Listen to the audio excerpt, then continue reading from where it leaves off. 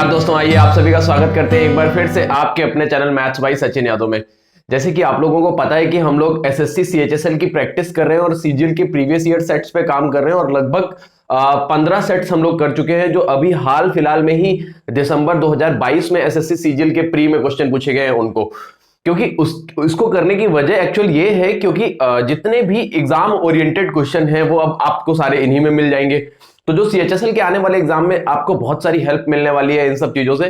तो जब 15 सेट हम लोगों ने किए हैं, आज हम लोग करने जा रहे हैं 16th नंबर सेट, 16वां सेट। तो देखिए उसका जो पहला क्वेश्चन लिया है वो क्या कह रहा है, कह रहा है वह बड़ी से बड़ी संख्या ज्ञात कीजिए जिससे 49, 147 और 322 को भाग देने पर प्रत्येक स्थिति में बराबर शेषफल बचे। 49, 147 और 322 को डिवाइड करने पे हर बार जो हो रिमाइंडर वो सेम हो। तो एक काम कर लेते हैं, यहां से इनके डिफरेंसेस देख लीजिए कि इनका डिफरेंस देखेंगे तो वो आपका हो जाएगा 98 और इनके डिफरेंसेस देखेंगे तो आप देखेंगे 12 में 7 गया 5, ये यहाँ पे बचा 11, 11 में 4 गया, ये आपका 7, अब यहाँ पे बचा 2 में 1 गया 175। और अगर आप इनका डिफरेंस देखेंगे तो वो भी कोई नंबर मिलेगा आपको, बट वो इन दोनों के योग के बराबर होगा, तो उसको हम डायरेक्ट लिखे दे रहे हैं, वो होगा आपका 273 अगर आप इसको अंतर करेंगे। तो अब आपको देखना है इन तीनों का एचसीएफ क्या आएगा। तो जब आप एचसीएफ लेने जाएंगे तो बहुत समझदार है आप, यहां से बहुत प्यार से देख पा रहे हैं 5 से तीनों नहीं कट रहे हैं, 8 से नहीं कट रहे हैं, 9 से भी तीनों नहीं कट रहे हैं, 7 से 14 सत्ते 98, 25 सत्ते 175 और ये भी कट जाएगा, 7 21, 6 7 63। तो जो इसका सही आंसर हो जाएगा वो 7 हो जाएगा। बाकी आप डिफरेंस करके भी देख सकते थे, वो बहुत इजीली आप देख पा रहे हैं बाय द ऑप्शन कि इसका जो सही आंसर होगा वो क्या होगा, 7 होगा, फर्स्ट ऑप्शन होगा, 7 होगा। ये आपका पहला क्वेश्चन हो गया जो बहुत आसान दे रखा था। ऐसे क्वेश्चंस में हमेशा याद रखें कि करना क्या होता है, बहुत क्वेश्चन पूछा जाता है इस तरीके का। अगला क्वेश्चन देखिएगा, एक सिंपल इंटरेस्ट का एक क्वेश्चन दे रखा है, आपको कह रहा है कि वह राशि, एक राशि पर प्राप्त किया गया धन साधारण ब्याज राशि का साधारण ब्याज का 25/36 है, वर्षों की संख्या ब्याज की दर के बराबर है। देखिए बहुत अच्छी बात है कि ये जो ब्याज है ये आपसे कह रहे हैं 25/36। तो अगर मूलधन 36 हो गया तो जो साधारण ब्याज हो गया, जो सिंपल इंटरेस्ट हो गया, वो कितना हो गया आपका 25, क्योंकि अमाउंट जैसी कोई बात कही नहीं है। अब आपको पता है कि ब्याज 25 है और मूलधन 36 पता है और वर्षों की संख्या और आपसे ब्याज की दर दोनों आपस में बराबर कह रहा है, बटे 100 कर लीजिए। जैसे ही आप इसको सॉल्व करेंगे तो आर स्क्वायर इक्वल्स टू हो जाएगा आपका 2500/36। अब आप यहां से आर बहुत सीधा सीधा देख पा रहे हैं कि 50/6 ये आपको आर देखने को मिल रहा है। 50/6 को जैसे ही आप काटेंगे तो 6 8 48 बचा 2, 2/3 का मतलब 2/6 का मतलब हो गया 1/3.33%। तो 8.33% इस क्वेश्चन का आंसर हो जाएगा। कितना आराम से करने वाला सवाल है, एकदम इजी क्वेश्चन है, आपको बस छोटे छोटे टर्म्स को ध्यान रखना है कि करना क्या है। ये हो गया आपका क्वेश्चन नंबर सेकंड। ऐसे बहुत सारे क्वेश्चन हमने क्लास में किए हैं जब हम सिंपल इंटरेस्ट करते हैं। एक और देखिए, सेक्टर का क्वेश्चन आ गया, वृत्त के त्रिज्यखंड का क्षेत्रफल ज्ञात करना है, रेडियस पता है और अगर आपको एरिया पता है, इसका फॉर्मूला होता है पाई r स्क्वायर थीटा अपॉन 360, पाई r स्क्वायर थीटा अपॉन 360। अब आप यहां से देखेंगे पाई का वैल्यू हो गया 22/7, रेडियस आपको r जो पता है ये पता है आपको 4, तो 4 चौको 16 हो गया, थीटा हो गया आपका 30 डिग्री आपको पता है, बटे 360 कर दीजिए। जैसे ही आपने काटा तो ये 12 बार में खत्म, 0 से 0, और ये 12 बार में खत्म। ये 4 3 12 हो गया और 4 चौको 16 हो गया। ये हो गया ऊपर 22 चौको 88 और नीचे हो गया 21। अब 21 का पहाड़ा जैसे ही आप पढ़ेंगे, 21 चौको 84, 4 बार में दशमलव लगा दिया, 0 बढ़ा दिया। अब 4 बार में जैसे ही आपने 0 बढ़ाया तो 21 दूना 42 ज्यादा हो जाएगा 1 बार में। तो 4.1 करके एक ही ऑप्शन है जो आपको दिख रहा है, 4.1 करके उसी को आंसर टिक कर दीजिए, क्योंकि दूसरा तो कोई ऑप्शन ही नहीं है, तो आगे पूरा भाग देने का कोई मतलब ही नहीं है। जैसे आपने 21 चौको 84 देखा क्या किसी ऑप्शन में है, आगे भाग देने क्यों जाएंगे जब आपको एक ही ऑप्शन दे रखा है। तो आपने आंसर टिक किया फर्स्ट ऑप्शन। देखिए पहले का भी फर्स्ट, सेकंड का भी फर्स्ट और थर्ड का भी फर्स्ट, तीनों के जो आ गए वो फर्स्ट ऑप्शन आ गए आपके। चलते क्वेश्चन नंबर 4 देखते हैं कि फोर्थ क्या कह रहे हैं। कह रहा है 4 राज्यों या केंद्र शासित प्रदेशों में मोबाइल सिम कार्ड के मालिकों की संख्या बार आरेख में दिखाई गई है, आरेख का अध्ययन करते हुए प्रश्न का उत्तर दीजिए। अच्छा भाई देखते हैं भाई प्रश्न पढ़िए कि क्या कह रहा है और फिर आरेख देखते हैं। कह रहा है 4 राज्यों में, कह रहे हैं कि केंद्र शासित प्रदेशों और राज्यों में बेचे गए सिम कार्डों की औसत लाख में, मतलब टोटल औसत बताना है। तो टोटल औसत बताना है तो हमको पता है कि 4 राज्य हैं, हम टोटल सिम देख लेते हैं कितनी बिकी, 20, 15, 35, 35 और 25, 60 बिकी हैं आपकी बिहार में।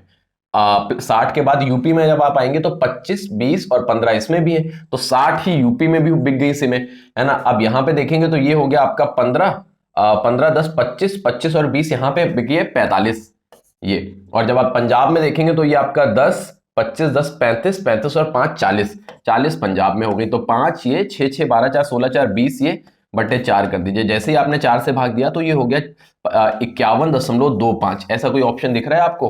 तो ये हो गया आपका फोर्थ ऑप्शन। तो क्वेश्चन नंबर फोर्थ का जो आंसर है वो भी कौन सा है? फोर्थ। बहुत सिंपल सा क्वेश्चन है, कुछ भी नहीं करना है, सबको ऐड करके 4 से डिवाइड कर दीजिए, क्योंकि आपको जो एवरेज निकालना है वो पूरे चारों स्टेट्स का बताना है कि कितना होगा। ये हो गया आपका क्वेश्चन नंबर 4। चल रहे क्वेश्चन नंबर 5 देखिएगा क्या कह रहा है। कह रहा है नीचे दी गई तालिका 5 विभिन्न कंपनियों द्वारा सौंदर्य उत्पादनों को दर्शाती है। ए द्वारा सौंदर्य उत्पादन का ई द्वारा सौंदर्य उत्पादन के साथ अनुपात बताना। देखिए ये 30 है, ये 25 है। अगर 30-25 में आप अनुपात देखेंगे तो सीधा सीधा देख सकते हैं कि 6:5 होगा, जो कि सेकंड ऑप्शन में हो जाएगा। ए और ई में बताना है, 30 और 25 में बताना है, सीधे सीधे देख सकते हैं कि आंसर जो हो जाएगा वो 6:5 हो जाएगा। ये इसका सेकंड ऑप्शन। इजी क्वेश्चन, कुछ भी नहीं है, सिर्फ मुझे नहीं लगता कि इसमें पेन चलाने की भी कोई जरूरत है। बहुत जल्दी ऐसे सवालों को करिए ताकि अगर कोई अच्छा सवाल मिलता है तो उसमें थोड़ा सा टाइम दे सके, जितना मैक्सिमम हो सकता है क्वेश्चंस पे कम टाइम दे, क्योंकि एक दो क्वेश्चन ऐसे जरूर होते हैं जो कहीं ना कहीं टाइम ले जाते हैं। देखिए कह रहे हैं 2 उम्मीदवार पी और क्यू ने एक चुनाव लड़ा। पी और क्यू ने एक चुनाव लड़ा, ठीक है भाई। कह रहे हैं पंजीकृत मतदाताओं में 70% मतदाता पी के समर्थक है। तो मान लिया मैंने 100 पूरे मतदाता थे, उसमें 70 पी के समर्थक है, बाकी क्यू के समर्थक है। कह रहा है यदि पी के 60% समर्थक और क्यू के 30% समर्थकों से उम्मीद की जाती है कि वे उम्मीदवार पी को वोट देंगे, तो जो पी है इसके सिर्फ 60%, मतलब यहां से 42 उम्मीदवार ही इसको वोट देंगे, और इससे इनके सिर्फ 30%, तो 9 उम्मीदवार पी को वोट देंगे। तो पी को जो वोट मिलेगा वो कितना वोट मिलेगा? 51 वोट मिलेगा। तो कह रहे हैं पी को कितने प्रतिशत वोट मिलेंगे? तो 51 वोट मिलेंगे 100 में से। तो पी को जो वोट मिलेगा वो 51% मिलेगा, जो कि आपको सेकंड ऑप्शन में साफ साफ दिख रहा है। एक बार फिर से समझेंगे क्वेश्चन क्या है। क्या रहा है कि 100 उम्मीदवार थे, 100 कैंडिडेट्स थे चुनाव में। कह रहे हैं पी और क्यू दो लोगों ने चुनाव लड़ा, 100 मतदाता थे आपके। अब पी को 70% वोट मिलने थे और क्यू को 30%। तो पी को 70 वोट मिलना था और क्यू को 30 वोट मिलना था, लेकिन क्या हुआ, इसके 60% लोगों ने ही सिर्फ पी को वोट दिया है और इसके 30% लोगों ने। तो पी को जो टोटल वोट मिला है वो 51% मिला है। चुनाव भले ही वो जीत गया क्योंकि 51% मिला है, लेकिन उसके जो 60% लोग हैं उन्हीं ने वोट दिया है, 40% ने वोट नहीं दिया है। तो इस क्वेश्चन का जो सही आंसर होगा वो होगा 51%, सेकंड ऑप्शन। चलते हैं क्वेश्चन नंबर 3 पे चलते हैं, 7th पे चलते हैं। 7th क्या कह रहा है? देखिए एक और बहुत बढ़िया सवाल ट्रिग्नोमेट्री का दे रखा है। ऐसे केसेस में थोड़े से रूल्स आपको ट्रिग्नोमेट्री के बहुत अच्छे से पता होने चाहिए। ट्रिग्नोमेट्री पूरा देखिए, cos 20 अपॉन साइन 70। आपको पता है कि cos a upon sine b ये 1 होगा। ये कब 1 होगा? जब a प्लस बी क्या हो, 90 हो जाए। अगर a प्लस बी 90 होगा तो ये 1 हो जाएगा। तो देखिए यहां से जैसे ही आप इनके एंगल्स का सम करेंगे तो ये आपका 1 बन जाएगा, प्लस जैसे ही आप इन दोनों के एंगल्स का सम करेंगे ये भी 90 बना देगा। अगर ये भी 90 बना रहा तो ये भी 1 बन जाएगा, और 1 और वो 1 आंसर कितना हो गया? 2 हो गया।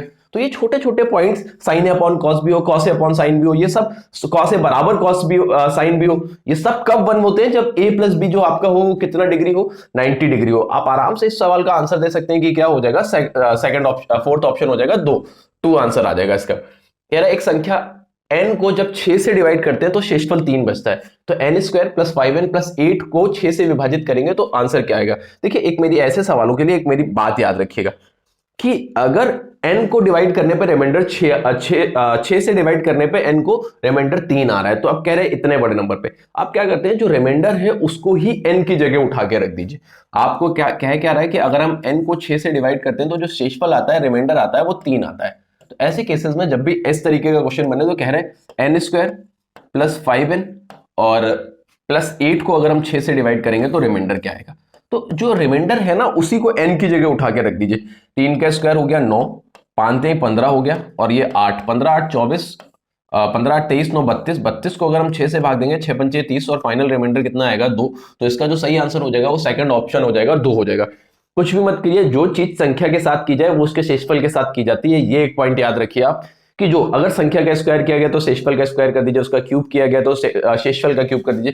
देखिए संख्या को का स्क्वायर किया गया, उसका 5 गुना करके 8 जोड़ दिया गया, वही सेम चीज मैंने शेषफल के साथ उठा के कर दिए और डिवाइड करके रिमाइंडर देख लिया कितना आ गया, 2 आ गया। तो ये हो गया आपका क्वेश्चन नंबर 8 जिसका आंसर आया सेकंड ऑप्शन। क्वेश्चन नंबर 9 पे चलते हैं। क्या कह रहा है? ए और बी का मध्यानुपाती सी है। अगर ए और बी का मध्यानुपाती सी दिया है तो आपको ये पता है कि c equals to square root of a into b, या ये आप कह सकते हैं c square equals to a b. अगर a और b का मध्यानुपाती c है, ये यहां से पॉइंट पता है। अब कह रहा है a स्क्वायर c और बी स्क्वायर सी का मध्यानुपाती क्या होगा, ए स्क्वायर सी इंटू बी स्क्वायर सी का मध्यानुपाती बताना है, जो कि ये होगा। तो यहां से ये बन क्या गया, ए स्क्वायर बी स्क्वायर और सी स्क्वायर। अगर ए स्क्वायर बी स्क्वायर को हम देखें तो हम यहां से सी की पावर 4 रख सकते हैं ए स्क्वायर बी स्क्वायर को। तो सी की पावर 4 इंटू सी स्क्वायर सी की पावर 6 हो गया। तो जो आपका आंसर आ गया वो सी क्यूब आ गया, जो कि आपको फोर्थ ऑप्शन में दिख रहा है। तो नाइन्थ का जो आपका आंसर हुआ वो हुआ आपका फोर्थ ऑप्शन, ये हो गया आपका 9वें नंबर का चौथा ऑप्शन सी क्यूब आंसर। चलते हैं 10th नंबर देखते हैं। 10वां नंबर क्वेश्चन क्या कह रहा है, कह रहा है 18% और 22% की दो क्रमिक छूट किस एकल छूट के बराबर होंगी, ये बात याद रखना है। तो देखेंगे जब 18% और 22% की दो क्रमिक छूटें आपको देखनी है तो आप नेट चेन लगा दीजिए, 18% 22% और माइनस कर दीजिए 18 दूनी 36 हंसलेगा 3, 18 दूनी 36 3 39 3.96। तो 40 में से 3.96 घटाएंगे तो 40 में 4 घटा लीजिए और 0.04 जोड़ दीजिए, तो 36.04%। ये एकमात्र डिस्काउंट के बराबर होगा। ऐसा कोई ऑप्शन अगर आपको दिख रहा है तो उसको आप आंसर सही कर दीजिए, फोर्थ ऑप्शन हो जाएगा 36.04 क्वेश्चन नंबर 10th का आंसर। चलते क्वेश्चन नंबर 11 देखते हैं कि 11 क्या कह रहे हैं। यदि किसी आयत की लंबाई 4 सेंटीमीटर कम कर दी जाती है और चौड़ाई 2 सेंटीमीटर बढ़ा दी जाती है तो उतने ही क्षेत्रफल का वर्ग बन जाता है, तो मूल आयत का परिमाप क्या होगा। तो देखिए क्या कह रहे हैं कि आयत की लंबाई 4 सेंटीमीटर कम कर दी जाए। अगर लंबाई को 4 सेंटीमीटर कम कर रहा है और चौड़ाई को 2 सेंटीमीटर बढ़ा रहा है, तो लंबाई को 4 सेंटीमीटर कम कर दिया और चौड़ाई को 2 सेंटीमीटर बढ़ा दिया, तो सेम क्षेत्रफल का मतलब जितना पहले एरिया था उसी एरिया का एक स्क्वायर बन जाता है, वर्ग बन जाता है। तो जैसे ही आप इसको हल करेंगे तो LB plus 2L minus 4B और माइनस का 8 इसकस टू LB हो जाएगा, और LB से LB खत्म हो गया, ये बात याद रखिए। यहां से 2L माइनस 4B इसकस टू हो गया 8, ये आपको इक्वेशन मिल गया। और अगर वर्ग बन जा रहा है तो दोनों साइड्स ही आपस में बराबर हो जाएंगी। अगर कह रहा है उतनी ही क्षेत्रफल का एक स्क्वायर बन जाता है, वर्ग बन जाता है, तो ये दोनों साइड्स बराबर होंगी। L माइनस 4 इसकस टू B प्लस 2, ये बात याद रखिए। यहां से अगर ये कह रहे हैं तो इसको उधर भेज देंगे तो L बराबर 6 प्लस बी आ जाएगा। L बराबर 6 प्लस बी उठा के यहां रख दीजिए, L बराबर 6 प्लस बी रखेंगे तो ये 12 प्लस 2B और माइनस का B माइनस का 4B बराबर 8। तो यहां से जैसे ही आपने देखा ये माइनस का 2B की वैल्यू आ गई आपका 4, B बराबर आ गया आपका 2। तो चौड़ाई आपको 2 मिल गई। अगर चौड़ाई 2 उठा के रख देंगे तो लंबाई आपको 8 मिल जाएगी। अब आपको बताना क्या है, आयत का परिमाप बताना। तो दोनों को जोड़ के 8 और 2 को जोड़ दीजिए, ये 2 है, थोड़ा सा ध्यान से लिख लीजिएगा, इसको 3 लग रहा था, है ना। ये 2 है, ये 8 है, तो दोनों को जोड़ के डबल कर देंगे तो पेरीमीटर मिल जाएगा। 8 2 10 का डबल, तो 20 इसका पेरीमीटर मिल जाएगा।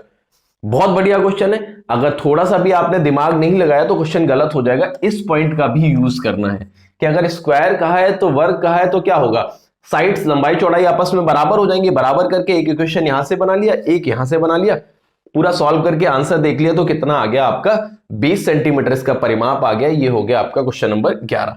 चलेंगे क्वेश्चन नंबर 12 देखेंगे कि क्या कह रहे हैं। कह रहा है एक कॉलेज में विभिन्न छात्र विषयों वाले छात्रों की संख्या इस प्रकार दी गई है, प्रत्येक विषय में छात्रों की औसत संख्या बतानी है। देखिए कुछ भी नहीं करना है, प्रत्येक विषय में औसत संख्या बतानी है तो आप क्या करिए, सबको जोड़ के जितने विषय उतने से भाग दे दीजिए। तो ये हो गया आपका 60 40 100 105 105 और 30 135 135 5 140 40 और ये हो गया 200 245 और सब्जेक्ट कितने पता है आपको 5, तो डिवाइड करेंगे तो ये पता है कि 250 से कम है तो 49 हो जाएगा। इसका ऑप्शन ये थर्ड ऑप्शन सही हो गया, इसका आंसर 49। बहुत आसान, कुछ नहीं करना, जोड़ के 5 से भाग दे दीजिए, सीधे एवरेज ही निकालना था। ये हो गया आपका क्वेश्चन नंबर 12। चलते हैं क्वेश्चन नंबर 13 देखते हैं क्या कह रहा है। कह रहा है एक व्यक्ति अपने मोबाइल को 4675 रुपए में बेचता है और 15% की हानि होती है, उसे 6050 रुपए में बेचने पर उसे कितने परसेंट का प्रॉफिट होगा, ये बताना है। चलिए देख लेते हैं भाई। अगर ऐसा कह रहे हैं तो 4675 मतलब 15% की हानि का मतलब होता है 20 से 17, ये 20 से 17। अब 17 का वैल्यू आपको 4675 पता है तो 20 का वैल्यू देख लेते हैं। यहां से देखा 17 17 दूनी 34 बचा 12 126 हो गया, तो ये हो जाएगा 17 सत्ते 119 17 दूनी 34 127 सॉरी, बचा 8 17 पच्चे 85। जैसे ही आप इसका डबल करेंगे तो ये हो जाएगा 2 पंचे 10 5500 रुपए। 5500 रुपए कॉस्ट प्राइस आ गया मोबाइल का और अब बेच रहा है 6050 में। 5500 का खरीदा और 6050 में बेचा, तो हमको दिख रहा है कि 550 रुपए का सीधा सीधा फायदा है। और 550 रुपए जो है वो 5500 का 10%, बहुत सीधे भी कोई भी देखेगा बहुत साफ साफ दिखता है कि वो कितने परसेंट होता है। 10% होता, तो जो इसका सही आंसर हो जाएगा वो 10% हो जाएगा, सेकंड ऑप्शन। बहुत आसान सवाल है, कुछ नहीं करना है, एक प्रॉफिट लॉस का सवाल जहां पे एक सेलिंग प्राइस दिया है और दूसरे सेलिंग प्राइस पे प्रॉफिट या लॉस का परसेंट देख रहा है, आप बहुत आसानी से देख सकते हैं इस तरीके से कि आंसर इसका आएगा सेकंड ऑप्शन। क्वेश्चन नंबर 14 पे चलते हैं, क्या कह रहा है देखिएगा। सोनाली ने एक स्कूल में साइंस टीचर की नौकरी के लिए अप्लाई किया।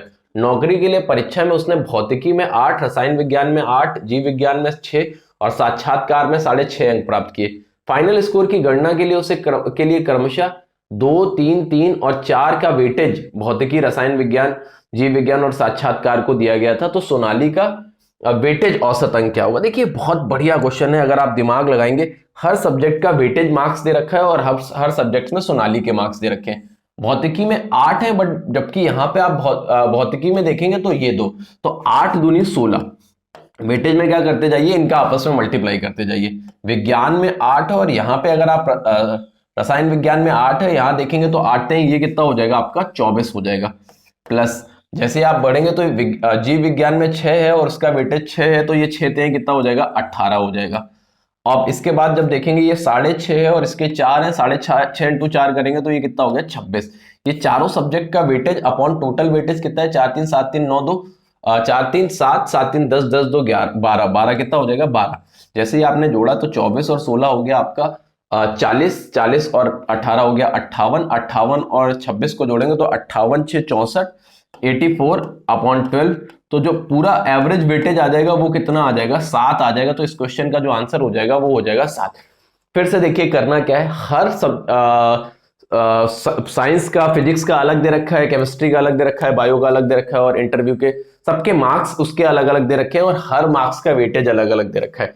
तो मार्क्स का और वेटेज आपस में मल्टीप्लाई करके total weightage upon total marks का वेटेज आ गया अपॉन टोटल वेटेज कर देंगे तो जो एवरेज है वो आ जाएगा, वो कितना आ जाएगा आपका 7 आ जाएगा। ये हो गया आपका क्वेश्चन नंबर 14 का आंसर। चलते हैं क्वेश्चन नंबर 15 देखते हैं। कह रहा है एक उस अर्धगोले की त्रिज्या 21 सेंटीमीटर है, इसे पिघलाकर एक ऐसा बेलन बनाया जाता है इसका वक्रपृष्ठीय क्षेत्रफल का संपूर्ण पृष्ठीय क्षेत्रफल के साथ अनुपात 2:5 है, तो इसके आधार की त्रिज्या क्या होगी? तो वक्रपृष्ठ का जो क्षेत्रफल होता है वो होता है आपका 2πrh अपॉन जो संपूर्ण पृष्ठ का क्षेत्रफल देखेंगे वो होगा 2πr ब्रैकेट में h प्लस r, ये होगा आपका। तो देखिए 2πr से 2πr खत्म, इसका अनुपात जो हमको पता है वो 2:5 पता है। तो अगर ये खत्म हो गया तो हमको यहां से एक चीज दिख जाएगी कि अगर हम h को 2 मान लेंगे, h 2 हो जाएगा तो रेडियस कितनी हो जाएगी 3। अब रेडियस और हाइट का जो रेशियो आ गया वो आपको मिल गया 3:2। जब आपको जरूरत पड़ेगी तो इसका यूज कर लेंगे। अब आपको अर्धगोले की त्रिज्या पता है तो वहां से वॉल्यूम देख लीजिए, 2/3πr³ करेंगे तो 21 इंटू 21 इंटू 21, ये हो गया आपका अर्धगोले का वॉल्यूम। अब हम देख लेते हैं बेलन का वॉल्यूम पाई, आर हमको पता चल गया 3, तो ये हो जाएगा 9x² इंटू h कितना हो जाएगा, ये हो जाएगा आपका 2x। तो देखो पहले आप देखेंगे ये 2 से पहले ये 2 काट लीजिए, 3 से काटेंगे ये 7 खत्म, पाई से पाई खत्म। अब 2, 3 यहाँ पे 9 में है तो ये 7, 7 ये आ गया। तो x³ का वैल्यू जो देखेंगे आप वो देखने को मिलेगा आपको 7 इंटू 7 इंटू 7, क्योंकि और कुछ तो देखने को मिल नहीं रहा है। तो यहां से जब आप x देखेंगे तो x का वैल्यू कितना आ गया, वो आ गया 7 आ गया। तो जो इसका सही आंसर हो जाएगा 7। हमसे पूछा क्या है, इसके आधार की त्रिज्या बतानी है। 7 ये आ गया और तो कुछ मिल नहीं रहा है, तो x बराबर आ गया 7 और हमको पता थी रेडियस 3x है, तो 7 कितनी हो जाएगी, रेडियस 21 सेंटीमीटर हो जाएगी। तो इसका सही आंसर हो जाएगा वो थर्ड ऑप्शन हो जाएगा। अगर हाइट पूछी जाए तो 7 दूनी 14 हो जाएगी। कुछ नहीं करना है, एक आसान सा सवाल है जहां पे आपको ये प्रोसेस फॉलो करना है और अगर थोड़ा सा स्पीड में करेंगे तो 25 सेकंड से ज्यादा का है नहीं ये प्रोसेस। ये हो गया आपका क्वेश्चन नंबर 15। चलते क्वेश्चन नंबर 16 देखते हैं क्या कह रहा है। कह रहा है त्रिभुज ABC की भुजा AB और AC के मध्य बिंदु क्रमशः x और y है। यदि BC प्लस XY 24 है तो BC माइनस XY क्या होगी? तो देख लेते हैं क्या कह रहा है फिगर। आपसे कह रहा है एक त्रिभुज ABC है, एक त्रिभुज बना लिया ABC। अब आपसे कह रहा है कि AB और AC के मध्य बिंदु x और y है। AB और AC के मध्य बिंदु x और y है। चलिए ठीक है भाई, x और y है। अब आपको पता है कि BC प्लस XY आपको पता है, ये पता है आपको 24। अब आपको चाहिए BC माइनस XY। अच्छा, अगर हम थोड़ा सा दिमाग लगा लें और ये कह दें कि अगर ये इसका मध्य बिंदु है तो जो ये 1:2 के अनुपात में होगी, तो ये भी जो होगी ये 1:2 के अनुपात में होगी थोड़ी देर के लिए। और हमको चाहिए BC माइनस XY, ये हमको आंसर के लिए चाहिए, ये हमसे पूछी गई। तो अगर हमें BC प्लस XY पता है तो हम अगर रेशियो में देखेंगे तो 2 1 3 का वैल्यू हमको 24 पता है। अगर 3 यूनिट का वैल्यू 24 है और हमें 2 माइनस 1 मतलब BC माइनस XY चाहिए तो 1 यूनिट का वैल्यू बताना है, वो कितना आ जाएगा, 8 आ जाएगा। यही इस क्वेश्चन का आंसर हो जाएगा। क्योंकि मिड पॉइंट है तो मिड पॉइंट थ्योरम लगाएंगे तो ये अगर 1:2 के अनुपात में है तो आपको पता है कि ये साइड भी 1:2 के अनुपात में होगी, क्योंकि AXY और ABC एक सिमिलर ट्रायंगल बनाएंगे। तो मिड पॉइंट थ्योरम से ये 1:2 के अनुपात में होगी। इन दोनों का सम हमको 3 का वैल्यू पता है, इन दोनों का डिफरेंस 1 का वैल्यू पूछा है तो वो कितना आ जाएगा, 8 आ जाएगा। ये हो गया आपका क्वेश्चन नंबर 16। चलते हैं क्वेश्चन नंबर 17 देखते हैं। बहुत इजी क्वेश्चन था। कह रहा है AD त्रिभुज ABC की माध्यिका है। देखिए दे रखा है आपको AD त्रिभुज ABC की माध्यिका है। देखिए त्रिभुज ABC इसमें कह रहा है AD जो है वो त्रिभुज ABC की माध्यिका दे रखी है। अब कह रहा है ABC का केंद्रक यदि एक P त्रिभुज ABC का केंद्रक है, P मैंने मान लिया त्रिभुज ABC का जो है वो केंद्रक है। कह रहा है AP 14 है, ये आपको 14 पता है 14। अब आपको बताना है कि PD की लंबाई क्या होगी। तो बहुत आसान है ये PD की लंबाई निकालना। क्यों आसान है, आपको पता है कि जो केंद्रक होता है वो माध्यिका जो होती है वो 2:1 के अनुपात में बांटती है। अगर 2 का वैल्यू 14 पता है तो 1 का वैल्यू कितना हो जाएगा, 7 हो जाएगा। तो ये कितनी आ जाएगी, 7 PD की लंबाई पूछा है। अगर AD की पूछता तो 21 बता देते, हमसे PD की लंबाई पूछेगी तो आंसर कितना हो जाएगा, 7 सेंटीमीटर हो जाएगा। ये बहुत आसान सवाल है, आप इसको इजीली कर सकते हैं। चलते हैं क्वेश्चन नंबर 18 देखते हैं। एक बेहतर क्वेश्चन, x प्लस 1/x का वैल्यू 1 दे रखा है। x प्लस 1/x का वैल्यू 1 दे रखा है और पूछा गया है आपसे जो वैल्यू वो पूछा है x की पावर 12 प्लस x की पावर 9 प्लस x की पावर 6 प्लस x की पावर 3 प्लस 1 का मान क्या होगा। देखिए ये बात हमेशा याद रखिएगा, अगर x प्लस 1/x 1 दे रखा है तो यहां से x क्यूब का वैल्यू हमेशा आपको -1 देखने को मिलेगा। ये बात हमेशा याद रखिएगा। कैसे, अगर वो जानना चाहते हो तो हम आपको बता देते हैं। ये हो जाएगा x² प्लस 1 और ये x उधर जाएगा तो उसको इधर ले आएंगे तो ये बराबर 0 के हो जाएगा। अगर हम बोथ साइड थोड़ी देर के लिए x प्लस 1 का मल्टीप्लाई कर दें इधर भी और इधर भी तो इस साइड तो कोई इफेक्ट पड़ना नहीं है, 0 ही रहना है। ये आप देखेंगे तो ये फॉर्मूला बन जाएगा a plus b A² plus B² minus AB का। तो ये x³ प्लस 1 बराबर 0 हो जाएगा।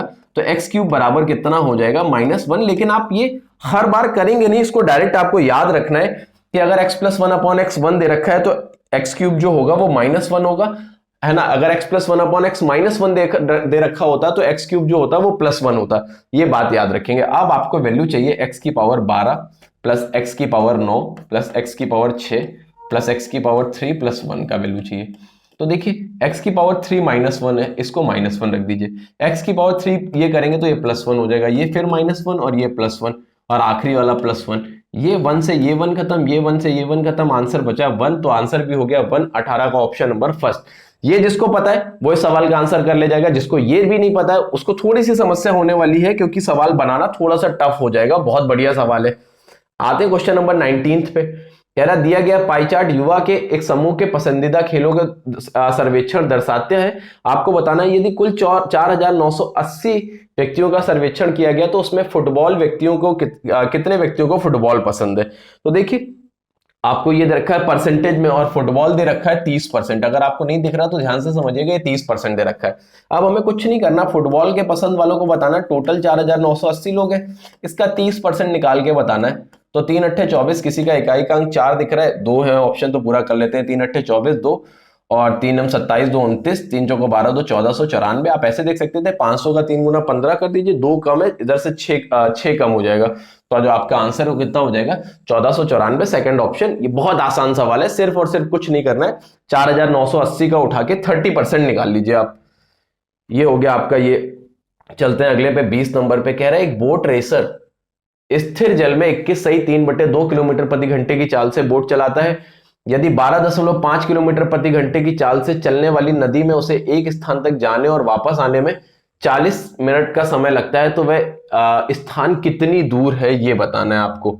देखिए एक बहुत बढ़िया सवाल दे रखा है जहां पे कह रहा है 21 सही 3/2 किलोमीटर प्रति घंटे स्थिर जल की चाल है। अब कह रहा है यदि 12.5 किलोमीटर प्रति घंटे की चाल से नदी में उसके एक स्थान तक जाने और वापस आने में 40 मिनट का समय लगता है। तो आपको ये बताना 21 सही 3/2 का मतलब हो गया आपका 21 सही 3 ये हो जाएगा आपका लगभग 21 सही 3/2 का मतलब हो गया आपका 22.5। ये आपको नाव की चाल पता चल गई। और जो आपको धारा की चाल पता है वो 12.5 पता है। ये बोट की हो गई और ये स्ट्रीम की हो गई, धारा की हो गई। अगर आपको ये पता है तो अब आप यहां से कह सकते हैं धारा की दिशा में जो इनकी चाल रही होगी वो इन दोनों को ऐड करके कह दें 23 और 12 35 रही होगी। और धारा के विपरीत दिशा में जो इनकी चाल रही होगी वो रही होगी 10। ये with the stream without stream है ना, अगेंस्ट द स्ट्रीम, धारा की दिशा में और विपरीत दिशा में। तो इनका रेशियो हो गया 7:5 7 35 5 दूनी 10। ये तो अगर ये इनके चाल का अनुपात है तो समय का अनुपात जस्ट अपोजिट हो जाएगा, वो हो जाएगा आपका 2:7। अगर आप देखेंगे तो यहां से टोटल टाइम हो रहा है 9 और सवाल से 40 पता है, तो एक का वैल्यू हो जाएगा 40/9। अगर 40/9 हो गया तो 2 का वैल्यू हो गया 80/9। तो धारा की दिशा में वो दूरी तय करने में उसको 80/9 मिनट लगे होंगे। अगर 80/9 मिनट लगे धारा के विपरीत दिशा में, जहां धारा की दिशा में जहां चाल थी 35, और 80/9 मिनट लगे हैं, और हमें चाल पता है किलोमीटर प्रति घंटे में, तो अगर इसको मीटर प्रति सेकंड में चेंज करेंगे तो मिनट को घंटे में भी चेंज करेंगे। अगर मिनट को घंटे में चेंज करेंगे, अब इसको सॉल्व कर लेते हैं। 20 चेंज 20 60 और 20 चौको 80। अब ये कट नहीं रहा है तो 35 चौको हो गया 140/27। 27। अब 27 पंचे 135 बचा 5, तो 5 सही 5/27 किलोमीटर ये इसका डिस्टेंस हो जाएगा। ये हो जाएगा इसका फोर्थ ऑप्शन। एक बार फिर से मैं समझाने की कोशिश कर रहा हूं, ध्यान से समझने की कोशिश करिएगा। ये आपको नाव की चाल पता है, ये आपको धारा की चाल पता है। तो धारा की दिशा में चाल और विपरीत दिशा में चाल का हम आराम से देख सकते हैं कि कितनी कितनी होगी। तो जैसे ही आपने देखा तो ये बन गया आपका 35 और 10 7:2। तो समय क्या होगा, जस्ट अपोजिट होगा 2:7। यहां से टोटल टाइम 9 हो रहा है। इस 9 का वैल्यू 40 पता था, एक का वैल्यू 40/9 हो गया, तो 80/9 हो गया। लेकिन ये मिनट में है, इसको आर में चेंज करना पड़ेगा। तो यहां से आर में चेंज किया, दूरी बराबर चाल इंटू समय लगा दिया, आराम से यहां से डिस्टेंस निकाल ली। इस तरीके से कर सकते हैं। अगर आप ऐसे नहीं चाहते तो सेम डिस्टेंस गया है तो डी अपॉन धारा की दिशा में चाल जो होगी आपकी वो यहां से उठा के रखेंगे, डी प्लस 35 प्लस धारा की विपरीत दिशा में तो d/10 बराबर आपको यहां से जो टाइम पता है वो 40/60 कर देंगे। तो यहां से इसको सॉल्व करके भी आप डिस्टेंस निकाल सकते हैं। सीधे सीधे सॉल्व कर लीजिए, आपका आंसर आ जाएगा कि क्या हो जाएगी डिस्टेंस। तो एक ये तरीका भी है इसको सॉल्व करने का। यहां से डी का वैल्यू जो होगा वो आपका आंसर हो जाएगा। ये हो गया आपका क्वेश्चन नंबर 20। चलते हैं क्वेश्चन नंबर 21 पे कि 21 क्या होगा। कह रहे दे रखा है कि b sin theta equals to a, तो sec theta plus tan theta का वैल्यू चाहिए। देखिएगा यहां से ध्यान से समझिएगा कि b sin थीटा, तो sin थीटा बराबर हो गया आपका a/b। a/b। अब आपको चाहिए sec theta upon tan theta. sec theta upon tan theta के और भी तरीके हो सकते हैं, बट आप क्या करिए, sin थीटा पता है तो आपको लंब और कर्ण पता चल गया ये, तो आधार पक्का क्या हो जाएगा आपका √b² - a²। और हमको चाहिए sec theta plus tan theta. इससे थोड़ा सा जल्दी आ जाएगा, बस ये बात याद रखिए। sec थीटा हो जाएगा आपका कर्ण बटे आधार, तो आपका हो जाएगा कर्ण बटे आधार, तो आपका कर्ण दे रखा है b upon √b² - a² plus tan theta करेंगे तो लंब बटे आधार हो जाएगा, तो लंब आपको पता है a अपॉन √b² - a²। तो जैसे ही आपने देखा तो ये b प्लस a हो गया अपॉन √b² - a² हो गया। तो अब आप देखेंगे तो एक b माइनस ए से एक b प्लस a खत्म हो जाएगा, तो ये आपका आ जाएगा √b plus a upon b minus a। अगर ऐसा कोई ऑप्शन दिख रहा है तो आप उसको आंसर टिक कर सकते हैं, है ना। तो ये होगा ऑप्शन, शायद इसमें टाइपिंग मिस्टेक है, b plus a upon b minus a। तो जिसका सही आंसर हो जाएगा वो फर्स्ट ऑप्शन हो जाएगा। ये हुआ आपका क्वेश्चन नंबर 21। चलते हैं क्वेश्चन नंबर 22, देखते हैं कि क्या कह रहा है। देखिए ये दे रखा है आपको sin 10 -4/3 sin क्यूब 10। देखिए बहुत बढ़िया सवाल है। अगर आपको ट्रिग्नोमेट्री के फॉर्मूले याद है तो ये इस क्वेश्चन आप आसानी से बना सकते हैं। ये दे रखा है आपको sin 10 -4/3 sin क्यूब 10। अगर थोड़ा सा दिमाग लगाएं तो ये इधर जाएगा, तो ये हो जाएगा 3 sin 10 -4 sin क्यूब 10। अच्छा, ये अगर आप थोड़े से भी समझदार हैं तो ये फॉर्मूला है sin 3a का, 3 sin a -4 sin क्यूब है, तो ये sin 30 अपॉन 3 हो गया। sin 30 का मान होता है 1/2 और 3 पहले से, तो आपका जो आंसर आ जाएगा वो हो जाएगा 1/6। ऑप्शन शायद दे नहीं रखा, लेकिन इसका आंसर जो सही होगा वो हो जाएगा 1/6। ये 22 नंबर का क्वेश्चन का आंसर हो गया 1/6। बहुत बढ़िया, सीधे सीधे दिख रहा है अगर कोई थोड़ा सा भी समझदार है तो। 23 नंबर देखिए, बहुत इजी क्वेश्चन दे रखा है आपको। कह रहा है 97 × 103। तो जितने भी समझदार लोग हैं उनको पता है 97 100 - 3 होता है और 103 100 + 3 होता है। तो एक बार a प्लस भी है, एक बार a माइनस भी है, तो 100 का स्क्वायर माइनस 3 का स्क्वायर हो जाएगा। तो देखेंगे 10,000 में से जैसे ही आप 9 घटाएंगे तो आपका आ जाएगा 9,991। आप मेरे शॉर्टकट्स के वीडियो देखेंगे तो इसका एक और तरीका मैंने शॉर्टकट में बताया हुआ है, बाकी यहां इसकी नीड यही है, इसी तरीके से ये होना है। कह रहा है एक तार 11 सेंटीमीटर भुजा वाले वर्ग के आकार में है, इसे एक वृत्त बनाने के लिए मोड़ा जाता है, तो वृत्त की त्रिज्या बतानी है। देखिए जब 2D शेप में एक शेप को दूसरे शेप में कन्वर्ट करते हैं तो वहां पे पेरीमीटर या सरकमफ्रेंस जो होती है वो बराबर होता है। तो अगर इसका तार का जो 11 सेंटीमीटर का तार है वर्ग के आकार में है तो इसका जो परिमाप हो जाएगा वो 44 हो जाएगा, और इसको वृत्त की परिधि 2πr के बराबर कर दिया जाए। तो जैसे ही आप इसको सॉल्व करेंगे तो 2 × 22/7 × r बराबर कितना हो जाएगा आपका 44। तो ये 44 से 44 खत्म, तो जो रेडियस देखने को मिली वो कितनी मिल गई 7 सेंटीमीटर। तो ये वृत्त की त्रिज्या 7 सेंटीमीटर। बस याद रखिएगा करना क्या है कि जब कभी वृत्त से वर्ग बनाया जाए या वर्ग से आयत बनाया जाए तो ऐसे केसेस में इनके पेरीमीटर या सरकमफ्रेंस जो होते हैं वो आपस में बराबर होते हैं, तो इसका जो आंसर आ जाएगा वो 7 सेंटीमीटर हो जाएगा। क्वेश्चन नंबर 24 चलते हैं 25 देखते हैं। कह रहा है ABC एक काम को 11, 20 और 55 दिन में पूरा करते हैं। 11, 20 और 55 दिन में पूरा करते हैं ABC, मतलब A 11 दिन में, ये 20 दिन में और C 55 दिन में पूरा करते हैं। अब कह क्या रहा है कि यदि B प्रतिदिन काम करता है और A से शुरू करते हुए एकांतर दिनों में A और C उसकी सहायता करता है तो काम कितने दिन में समाप्त होगा। क्या करते हैं पहले टोटल काम देख लेते हैं। एलसीएम आया 220, 11 दूनी 22, ये 20 हो गया, 20 से डिवाइड किया है 11 हो गया, 55 से डिवाइड किया ये 4 हो गया। अब करना क्या है कि पहले दिन काम करेंगे B और A और अगले दिन काम करेंगे B और C, क्योंकि A और C अल्टरनेट डेज में काम कर रहे हैं और शुरुआत A कर रहा है। तो पहले दिन जब B और A काम करेंगे तो 31 काम होगा, दूसरे दिन जब अब B और C काम करेंगे तो 15 काम होगा। तो 2 दिन में जो काम हो रहा है वो टोटल हो रहा है 46। अब हमें इसके आसपास पहुंचना है, तो अगर हम 5 का गुणा करेंगे 5 छक्का 30, 5 को 20 और 3 23 ज्यादा हो जाएगा, तो इधर 4 का मल्टीप्लाई कर लेते हैं और इधर 4 का मल्टीप्लाई कर लेते हैं। तो 8 दिन में जो पूरा काम हो गया वो हो गया 4 छंग 24, हंसे लगा 2, 4 चौको 16, 2 18, 184। अब अगले दिन फिर से नंबर आ गया B और A का, तो अगले दिन जब B और A काम करने आया तो 31 और काम हो गया, तो अब हो गया 4 1 5 215 काम। 9 दिन में हो चुका है आपका 215 काम और बचा कितना काम है 5, और नंबर आ गया B और C की जिनकी क्षमता है 15। तो 5 3 15, तो 9 सही 1/3 दिन में ये पूरा काम हो जाएगा। तो इसका कोई ऑप्शन दे रखा होगा 9 सही 1/3, ये दे रखा है आपको थर्ड ऑप्शन। ये इस सवाल को करने का तरीका हो गया, बहुत बढ़िया तरीका है। इसी तरीके से ऐसे सवाल किए जाते हैं। तो ये था 25वां क्वेश्चन जिसका आंसर आया थर्ड ऑप्शन। तो ये आज के 25 क्वेश्चन जिसको मैंने कोशिश की है कि एक एक क्वेश्चन को बहुत अच्छे से आराम से आप तक समझा सकें, आप तक पहुंचा सकें।